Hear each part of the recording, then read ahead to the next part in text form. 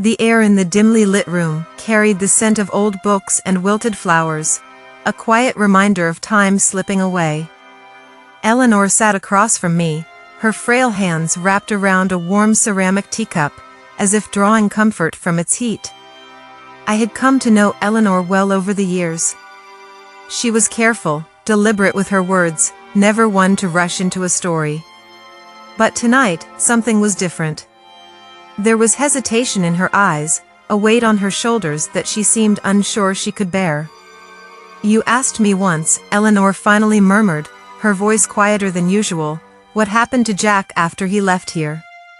My breath hitched. "You told me he disappeared, that he ran away."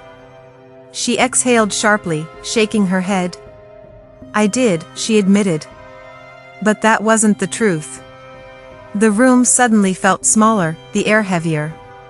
I leaned in. "So what is the truth?" Eleanor placed her teacup down with trembling fingers. "Jack didn't just run away, Margaret. He was taken. After something happened, after he happened." A cold knot tightened in my stomach. "What do you mean?" Her weary blue eyes met mine, filled with something between sorrow and guilt.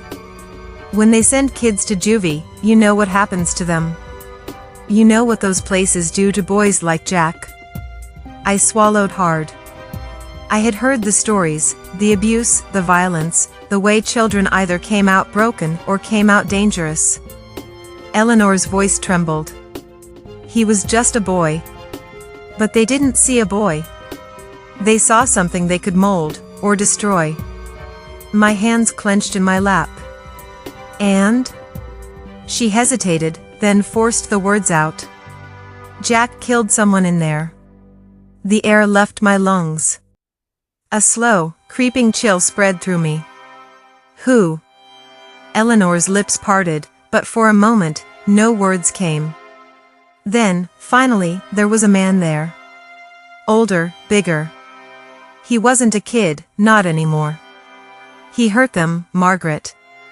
He hurt the children. She swallowed hard. And Jack, he stopped him. The room felt like it was closing in. My mind reeled, trying to piece together what this meant. "So that's why they called him a monster," Eleanor whispered. "They took him away. But not to another detention center.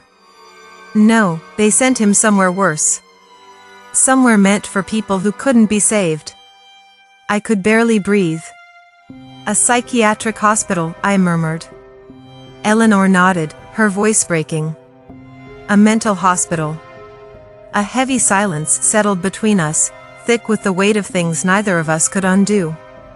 I turned toward the rain-streaked window, my own reflection barely visible against the darkness outside. Jack hadn't disappeared. He had been buried. Hidden somewhere no one was meant to find him. I thought I was beginning to understand him. But now everything had changed. I sat there, my hands trembling, my mind racing. Eleanor's words still echoed in my ears, the weight of them pressing against my chest like a boulder. Jack had killed someone.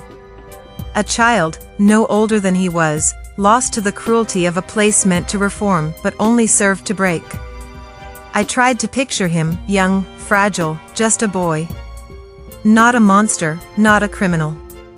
Just a scared, wounded child who had done something irreversible. Had it been self-defense? A desperate act of survival? My heart ached to know, to understand. Eleanor's eyes were empty now, staring past me, lost in the fog of her fading mind. But for a moment, just a brief flicker, clarity had shone through. She knew what she had told me. And she knew what it meant. "He was just a boy, Margaret," she whispered, her voice a mere thread of sound. "My boy." I reached for her hand, my grip firm, reassuring. "And you still love him, don't you?" Her breath hitched, her gaze met mine, and for the first time since I'd known her, I saw something raw and unguarded in her eyes. Always. No matter what.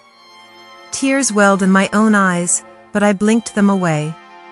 I had to stay strong, for her, for myself. But my mind wouldn't stop spinning. If Jack had taken a life, what did that make him now? And why did I still feel the unshakable urge to believe in him? Eleanor's grip on my hand weakened as exhaustion claimed her. I wanted to tell him. She mumbled, her words fading into the quiet hum of the machines around us. I wanted him to know. But she never finished. The words dissolved into the air, like a song left unsung. And now, it was up to me to piece together the rest. I stepped inside the dimly lit room, the scent of antiseptic and faded roses lingering in the air. Eleanor lay on the bed, her frail body rising and falling with shallow breaths.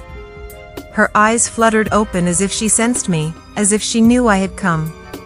"Margaret," she whispered, a tired smile gracing her lips. I sat beside her, taking her cold, delicate hand in mine. "I'm here, Eleanor." She sighed, a distant look in her eyes. "You remind me of someone, kind, gentle. Someone who never judged." I swallowed the lump in my throat. "Jack." A tear slipped down her cheek. "My Jack. My poor, lost boy." Her fingers trembled as she reached for something under the pillow.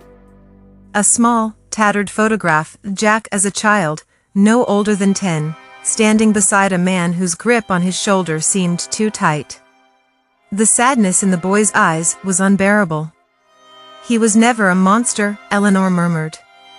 "Just a boy, my boy." I nodded, my heart breaking for her. "I know." Her breath hitched, and I could see her struggling, her strength slipping away. "Margaret, do you think he ever forgave me?" I opened my mouth to answer, to reassure her, but the light in her eyes faded before I could. Her lips parted slightly, as if she had one last thing to say, one final truth to share, but the words never came. Silence. A silence so heavy, so final, it pressed against my chest like a weight I could never lift. I covered my mouth, tears spilling freely. Oh, Eleanor. Jack would never hear his mother's final words. He would never know what she wanted to say. And perhaps, that was the cruelest tragedy of all. My voice trembled as I spoke, my gaze distant, lost beneath the crushing weight of memories too heavy to bear. Jack finally came back, but it was too late. Eleanor was gone. Before he could summon the courage to face her, her frail body had already given up. I watched as he stood over her lifeless form, his hands shaking, his breath uneven. In that moment, he wasn't a man. He was just a boy again, small, lost, searching for something he would never find. I paused, my throat tightening.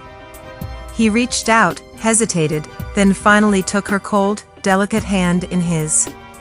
He ran his fingers over hers, as if trying to memorize the shape, the feel of them. His lips parted, but no words came. There was no "I'm sorry." No "I love you." Just silence. Jack leaned over Eleanor, resting his forehead against her still chest. "I should have been here," he whispered, his voice raw and fractured. "I should have told you sooner." A sob tore through him, helpless and unguarded.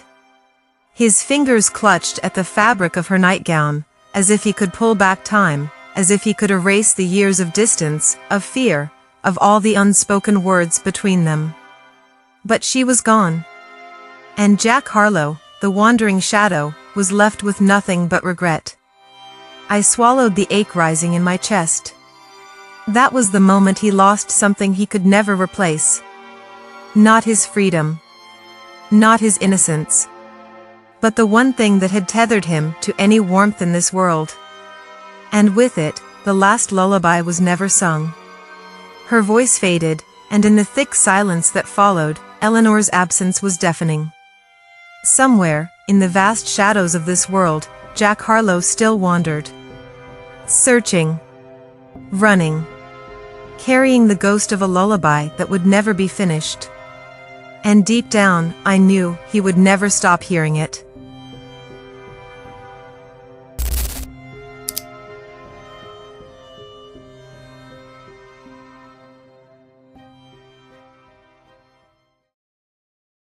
Maybe here, maybe right next to you.